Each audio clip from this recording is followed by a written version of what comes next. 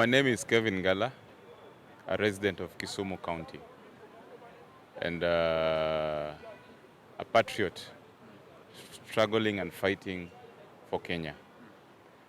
Now, it is very sad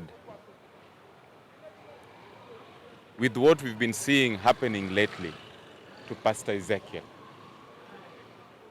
I was shocked to learn that the government had decided to shut down his church and register. Very sad. If there is any church that should be deregistered today, it is Catholic. If there is any church that should be deregistered today, it is Pentecostal. If there is any church that should be deregistered today, is the Islamic church that we have in Kenya. Why am I saying so? We have seen bishops, we have seen pastors, we have seen religious leaders from the Muslim community doing grave and very unthinkable things to Kenyans. We have seen bishops being accused of sodomy. We've never heard the government saying that they're deregistering Catholic churches because of one individual. We've heard about the terrorism that is taking place in the name of Muslim. But we've never heard the mosque being shut down because of one individual who's decided to be an extremist in the name of terrorism. We've seen pastors involved in rape cases, but we've never seen the government closing down all churches because of an individual. Today we are shocked the government decides to deregister Pastor Ezekiel'S church in the name of some conman who's killed innocent Kenyans at the watch of the government.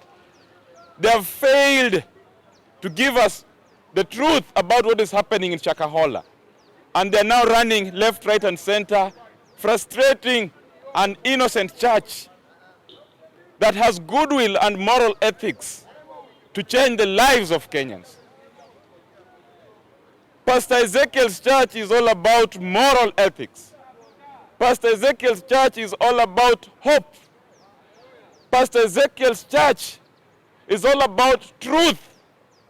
Pastor Ezekiel's church is about good life. And we are all aware that is the opposite of this government.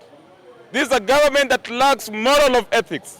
This is a government that does not give Kenyans hope. This is a government that does not speak the truth. And that is why today they are fighting Ezekiel. Pastor Ezekiel, wherever you are, a time like this will take you back to the Bible when Jesus, the Son of God, stood strong and did not betray the message. I'm surprised beyond that not even an individual who calls himself a pastor has come out to condemn what is happening to Ezekiel. Not any pastor has come out to defend Ezekiel in what is happening. Pastor Ezekiel, kikulacho kingoni mwako. I've not seen those your friends who claim to worship with you in the name of pastors coming out to defend you at a time like this. They have left you on your own. And this is a strategy. We know that we have a rogue government. We have a government that looks like a hyena. We know what they want from you, but do not submit. Today they're waking up, they want to deregister you. Tomorrow they will be at your doorstep, they want to take all your wealth and properties in the name of the registration. And that is why we are saying we shall not allow this to happen. If Ezekiel's church is being closed, let them first close all the Catholic churches. Let them all the churches that have scandals, all types of scandals, should all be closed. Then we can see we can say that now the government is honest. So don't give up.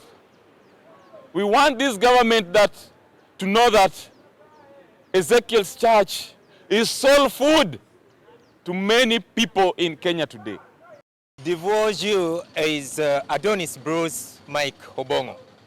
Now, there is a recent reality that we must punctuate and try to analyze the system scenarios as to why this is happening.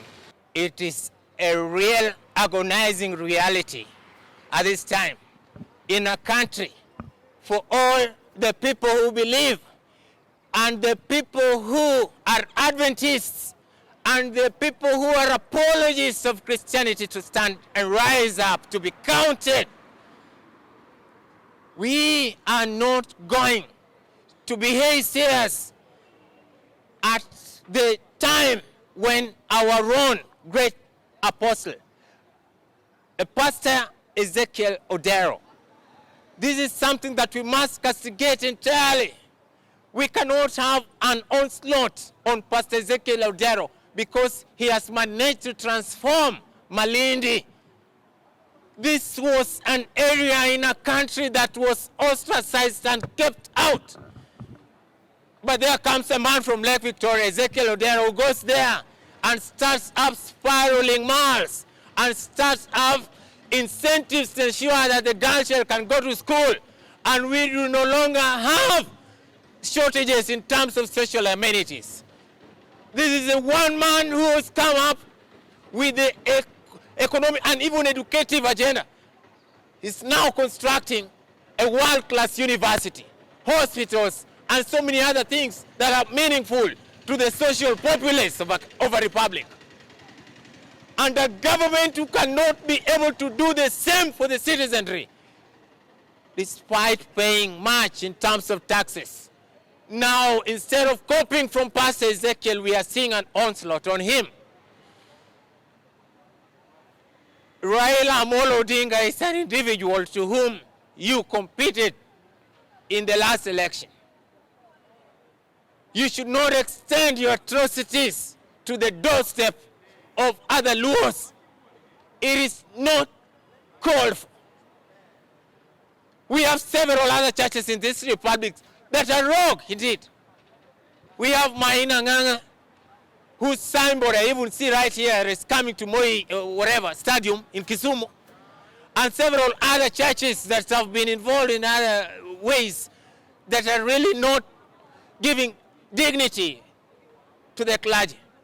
But the left side, we must now ensure that we stand up and ensure that whoever is going to adjudicate on the matter between Ezekiel Odero and the state must be fond of wisdom. We know that whenever you attack the religious altar, then the rest are going to follow you, because we know very well in adage realities that whoever the gods want to finish, they first make mad. What do you expect of a citizenry that is being led by a government that is ignominious of the plight of the people? Shameful. Thank you.